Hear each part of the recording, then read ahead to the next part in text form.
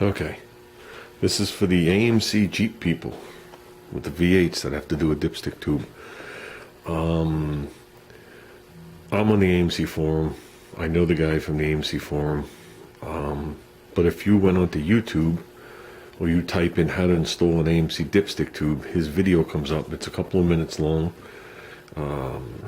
Very precise, and he shows you how to install the dipstick with his tool, which is this. I mean, it's pretty straightforward. But to make a long story short, I bought the tool. It looks like a quality tool. From me looking at it, it looks like two pieces. It looks like they're taped together and machined down very nicely. Then this machine is machined down. Looks like a quality piece. It's obviously solid. This is a $20 tool. Think about it. By the time you would buy the stock, weld the pieces together, somehow machine that with common things, which you could do it. You could do it with, like, with a cutoff wheel or something like that if you really wanted to. He has a little chamfer in the bottom, which you could do if you wanted to, and do all the work. Is it really worth it? Knowing that this is a tested tool and they work, and it fits in just like this. And we are going to install the dipstick with it, and I appreciate the quick shipping on it. Like I said, his name I will not give out, because I don't know if he wants his name given out. But if you go onto YouTube and just type in AMC Dipstick Tube Installation, he comes up and the link is right on the bottom. So we're going to give this a shot. Everybody I've seen do it, the motor's right side up, but I'm not tipping this motor at this point because I'm trying to keep the lower end dry to put the pan back on. So, but let's get this dipstick in. And for anybody that doesn't know, I would hope you would know, there's the dipstick we're going to install. So, yeah, nice mess, huh? Okay, so this is basically what you have. Here's the dipstick tube where it flares end at the top is the top. That's where the actual dipstick will go in and seal. Okay, then it makes the bend. You have this raised area. That's where it sits against the block. You have these other two raised areas. That's where it presses into the block. And then you have the turn inward. The tool he makes has to clear all this. So I'm going to try my best one-handed. Then we'll put it on. It goes over this. Pay no attention to the shaky camera. And it sits, I'll turn it sideways. It's going to sit like this. And he has a little chamfer in there to help guide that right there.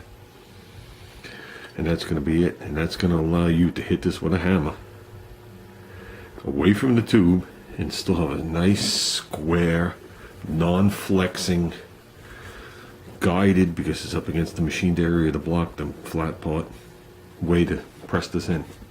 Tap it in however you want. And if you watch his video, he shows you putting the top piece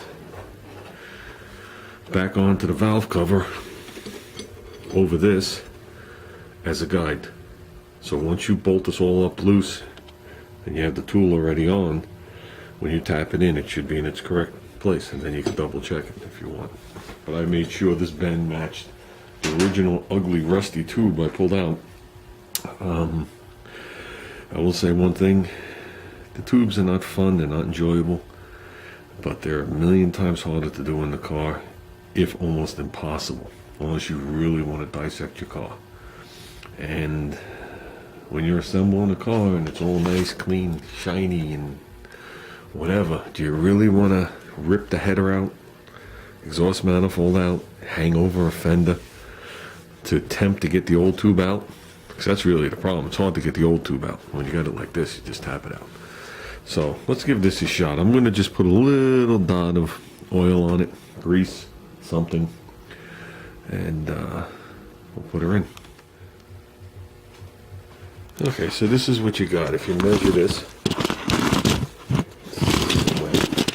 need two hands. I'll do it with one hand, it doesn't matter. I'm going to go in here with the calibers.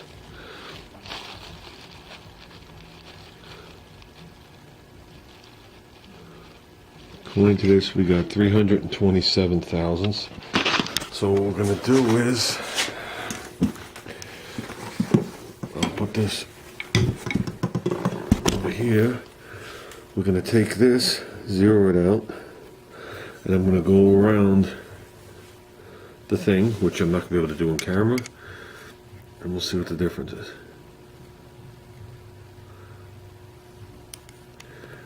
I'm going to spin it while I do it, in case it's oval. I'm sure it is. I have to crush that 22 thousandths. Okay, how big is 22 thousandths? Bring this back down, zero out, go to 22 thousandths. That's 21. That's how big it is.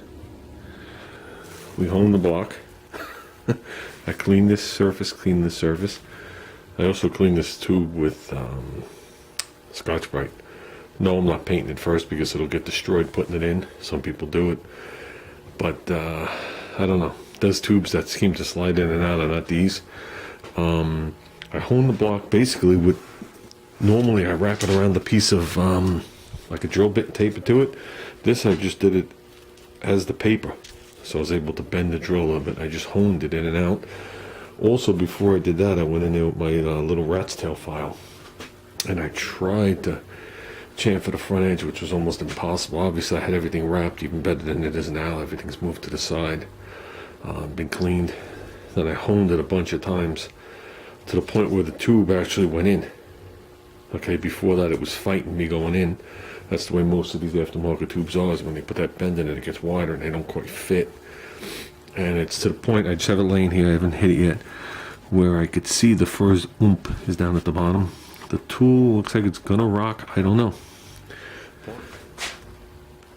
Okay, it's installed.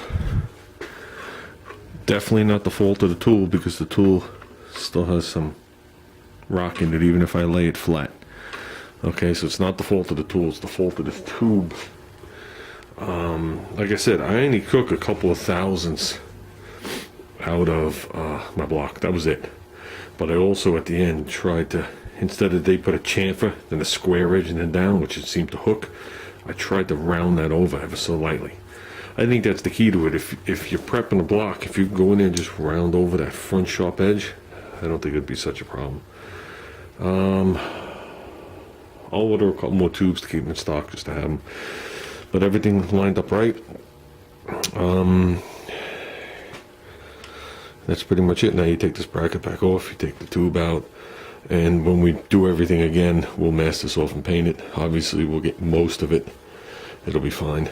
We'll blow it around. Trust me, this whole engine will be covered. We'll blow it all around the best we can. So that's it, guys. Fun. Okay, when I measured the new tube to the old tube, I noticed the new tube, it's about a quarter of an inch, if that, maybe a little less, shorter from the top to that little bowl where it sits. Okay, so I got this pan laying on here with no gaskets. So that's its extreme height, if you want a word like that, because you would flip the motor the other way. And when I push the dipstick in all the way, just touches the baffle. I mean, literally, just touches it. So we're going to trim it again. Also, here's the tail end of the baffle door with the swing hinge. Okay, we got the pickup, the back of the pickup, like right here. Plenty of room for the swing hinge to open. The swing hinge only opens so far anyway. So we should be good with all that. I think that's it. So, okay. We took a little off the dipstick tube. You could see the word add in the two dots. It's up here. So that's technically, a regular pan, it would be a quart down. I don't know how many it is on this, considered shallow and wide. There's the full mark. There's the twist. Rounded over the edges. As long as it's got a 90-degree twist, we're good. That means it'll conquer any angle coming down. What's happening is this is the bump out for the dipstick. Sorry for the thing. There's the bump out for the dipstick, there's the bump out for the pickup. So basically when it's coming down, it's getting redirected and it's hitting right here. Some guys have drilled holes in there to let it go through. Me, I see no need to alter the pan whatsoever, considering where it's going to land. Okay, we were good the first time. Then the dipstick tube's a hair bit shorter. But I wanted to show you guys inside the pan. Basically, you have some trap doors. I can reach behind this one to reach it. But they're limited. They only open up that far. Okay, there's one there and there's one on either side to keep this thing full of oil. So when you accelerate hard, the oil is going to hit here. It's not going to come up the back of the pan and rush up and hit your crank. That's why they also leave the back of the pan overhanging here. So if the oil does come, it doesn't rush up the back, hit your crank and whip around. It hits a wall and then goes back down. Okay, and on either side it's got the same trap door. That's why this is considered a drag race, road race pan. Okay, so if you go hard into a corner, all the G-forces come, it's going to slam this door, but this door is going to open up and let the oil come over. If you brake really, really hard going into, into a corner, this trap back door is going to open up and flood this. Okay, and all around. So it should be good for him overall. Like I said, we went with it because of the height of it. Let's put this thing back on. And like I said, even if it just touched like it did before, we don't have the gaskets on here yet. So I don't even have the end seals on anymore, and I don't have the front cover on. So this is worst. This is the worst case scenario. So I don't have to deal with this anymore, even though it would only take me a minute. I just want to be done with everything and then just put this thing together. Okay, this is what you want. You want to hear it hit here. And yes, we're going to wind up painting the dipstick. Doesn't matter, we got 3 of them. Painted to match, as well as the tube. But yeah, no pan risage, so we're good to go. I don't have to worry about that anymore. So the pickup is in, done, finalized. Tube is done, in, finalized. The dipstick itself is done, in, finalized. Timing chain is good. The gears are all good. I have to torque this down. We got ourselves a new water pump. But right now I'm just gonna sit down and finish cleaning off that front cover, because that's the nastiest job of all. I'm hoping by tomorrow night I can post a video of this thing assembled. That's my goal, and have it look nice. So hopefully tomorrow's some paint day. Well, maybe later today might be some paint day, but hopefully tomorrow's assemble day. We have to still gather up the 1 or 2 extra stainless steel bolts. That's not a big deal. So let's clean up these rags.